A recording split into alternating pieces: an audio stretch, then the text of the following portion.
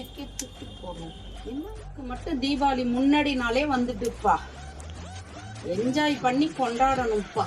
சரம் வெடி தான் இப்ப வெடிக்க போறேன். பக்கத்து வீட்டு ஆயாலாம் ஓடணும், பயந்துச்சு ஓடணும்.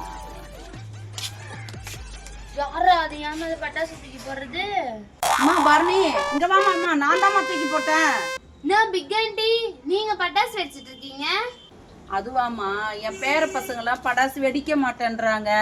அதனால நான் டைம் பாஸ் படாசு வெடிச்சிட்டு இருக்கிறேன். அப்புறமா இன்னைக்கு என் மருமகளுக்கு போனஸ் தருவாங்க. 50,000 தெரியல, 1 லட்சம் தெரியல. நான் எல்லாம் இன்னைக்கு ஷோரூமுக்கு போறேன். அந்த பழசெல்லாம் திரும்பி வெளியே போட்டுட்டு எல்லாம் புதுசா வாங்கி வந்து வைக்க போறேம்மா நானு. சரிம்மா, என் மருமக வருவாங்க. நான் போய் வாட்டர் மெலன் ஜூஸ் போட்டு வைக்க போறேம்மா. வாமா வாமா, ஜூஸ் குடிமா. வாமா.